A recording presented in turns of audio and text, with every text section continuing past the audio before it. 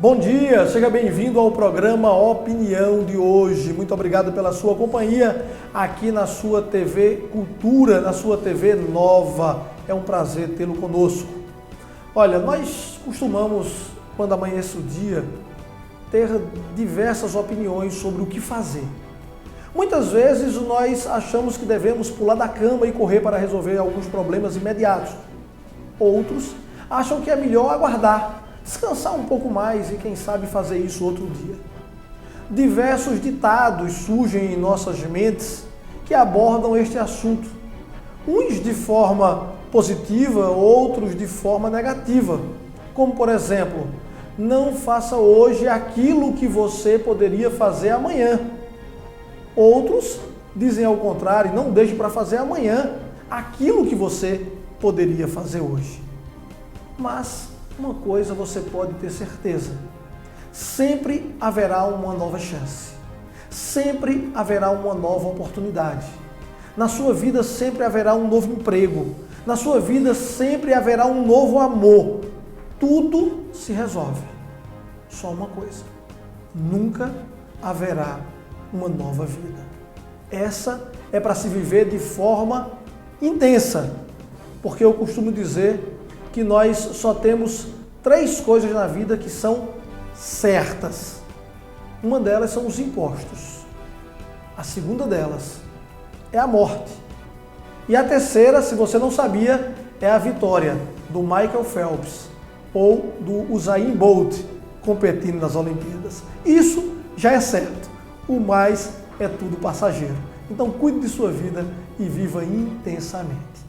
Olha, nós tivemos um programa na semana passada em que nós conversamos muito aqui a respeito de presídio, violência, e nós tivemos com a professora da ICES UNITA, a Perpétua Dantas, e também com Késia, que é advogada, ex-delegada de polícia e também professora da ICES UNITA. E a gente debateu muito. A gente vai ver um pouquinho do que nós vimos no programa passado, porque hoje nós vamos continuar com 2 professoras lá da ICES UNITA aqui com vocês. A gente apresenta daqui a pouco. Primeiro, vamos ver essa matéria. Imagina um presídio como o Juiz Plácido de Souza, aqui em Caruaru, que a rebelião que estourou no dia 23 de julho, no dia em que ela estourou, nós tínhamos 1.922 homens para um espaço de 380. Então, quando você olha um vídeo desse e que você vê um PCC desse, é tão difícil você, por exemplo, conseguir abrir filial de ONGs que trabalham com crianças, ONGs que assistam velhinhos, necessitados, ou então projetos sociais que se ramifiquem Brasil afora. Mas o PCC, disse a matéria, está em todos os estados, inclusive no exterior. Mas aí quando a gente se depara com a realidade que a gente vivencia nessas imagens, né, e na realidade que nós acompanhamos do dia a dia dos presídios, como a própria professora Perpétua falou em relação à rebelião que tivemos aqui, isso não é uma coisa que se pode enxergar de maneira muito, não se pode enxergar de maneira tranquila. A gente precisa enxergar isso com o pano de fundo político, sociológico, criminológico que o envolve. Então, nós tivemos um aumento de mais de 10 mil presos no estado de Pernambuco em menos de 10 anos. Então, isso é um sinal de que alguma coisa está errada. Né? Alguma coisa está errada. Nós não tivemos aumento de vagas nas unidades prisionais, o investimento do Estado no sistema penitenciário é o mínimo possível, então nós não temos estrutura, e uma coisa que é um sintoma concreto disso foi os descaminhos do chamado Pacto pela Vida, que foi implantado no ano de 2008 com uma bela maquiagem, mostrando que seria talvez a solução dos problemas para o Pernambuco. Então, quando você fala assim, será que a população sabe, realmente entende o verdadeiro problema que a envolve? Decididamente não, porque a população muitas vezes não é chamada a compreender isso. Números são maquiados, os fatores muitas vezes que levam à criminalidade muitas vezes não são trabalhados, não são discutidos. Estamos em pleno período de campanha eleitoral, né? E nós temos aspectos que envolvem a segurança pública tratados de maneira muito generalizada, muito distante da sua realidade. Enquanto nós entendermos que a política criminal se limita ou deve ser preponderantemente repressiva, nós vamos continuar enxugando gelo. É essa expressão que precisa ser utilizada. Eu acho curioso, alguns países, por exemplo, Noruega, Suécia, tem fechado presídios. Verdade. Por que, curiosamente, no Brasil a gente precisa de Abrir mais novos presídios? Alguma coisa está errada.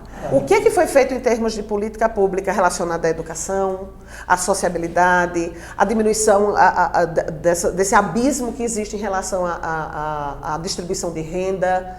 O que foi feito nesses 18 anos para que, ao invés de a gente entupir aquele ambiente com 2.000 homens, a gente pudesse começar a diminuí-lo?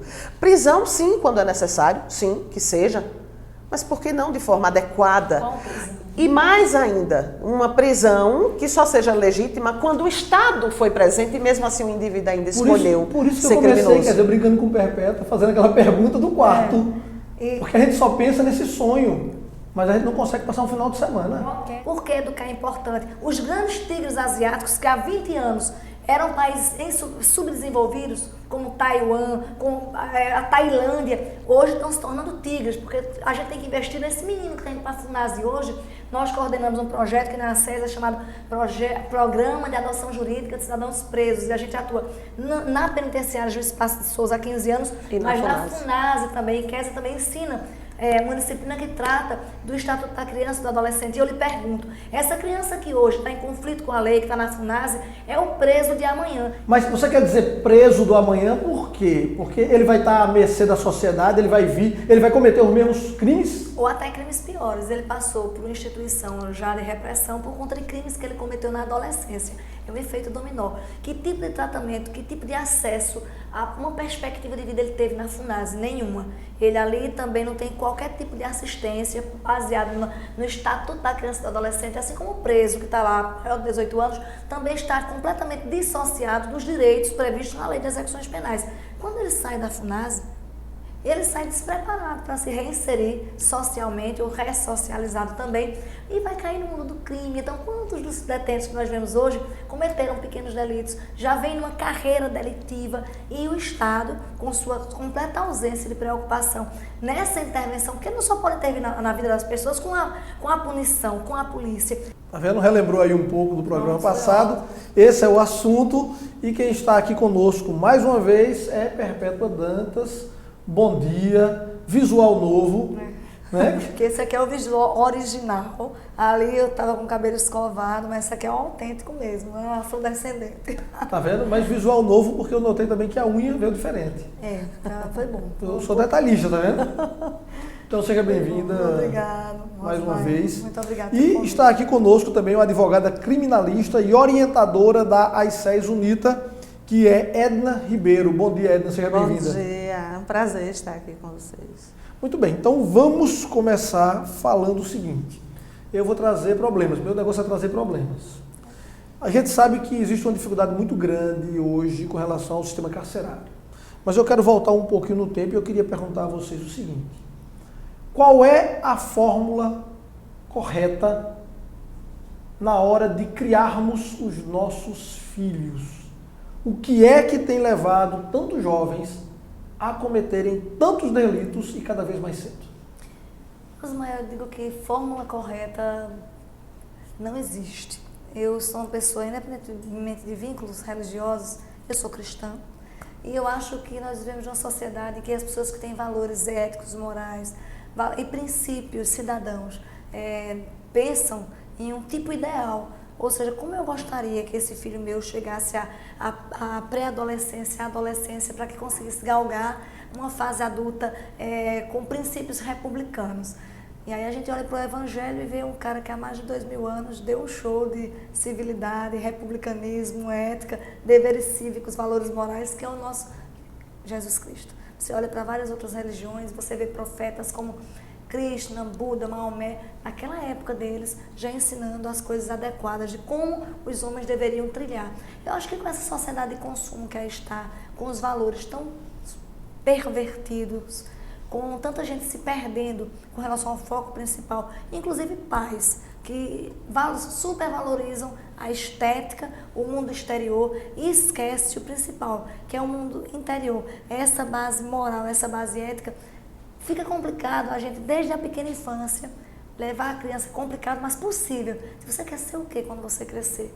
Então, eu trabalho com sociologia e eu digo que a gente está perdendo os freios inibitórios do direito, que fazem com que a gente crie essas bases para uma criação adequada. Eu vou falar sobre isso. Ô, Edna, me diga uma coisa aqui, tentar formular aqui uma pergunta da seguinte forma. As crianças do passado viviam basicamente de fardinha para ir para o colégio, à tarde todo mundo solto na rua, não existia o kumon, não existia o inglês, não existia o judô, o karatê, o balé, a internet, os tablets. Será que a gente não estava preparado? A gente passou milhões de anos vivendo uma vida medíocre, entre aspas, e de repente dá um boom. Em um século muda tudo numa velocidade astronômica. Será que a gente estava despreparado para isso? Veja, eu até concordo com a professora Perpétua Dantas quando ela diz que não existe uma fórmula para criar nossos filhos. Mas existia os valores éticos à época, não tinha essa mudança tão rápida da tecnologia e até da própria igualdade, né? A tentativa da mulher ter reconhecida a igualdade masculina também, né? A mulher, o sexo masculino e feminino. E aí o que acontece? Houve uma desestruturação familiar. A mulher passou a sair do lar, a trabalhar fora, a ter uma vida corrida. Então hoje os filhos são criados basicamente quem tem condições com babás. Quem não tem, sozinhos, transferiram, né, esse encargo da criação para TV, para internet, até porque eles ficam quietinhos lá no seu canto. E aí eu posso assistir a novela quando eu chego cansada, né? O pai pode ver o jornal sossegado e o filho fica à mercê dos cuidados da babá, da escola, do hotelzinho, e transfere essa responsabilidade. Porque eu acho que a escola é necessária, mas é um complemento. Você tem que existir aquela vida familiar, aquele exemplo de pai, aquele exemplo de mãe, aquele que passa para os filhos os valores éticos, sociais, né, até econômicos. E de mostrar a realidade, não somente através de internet, de celular, de tablet, etc. Né? Então, eu acho que eu descobri.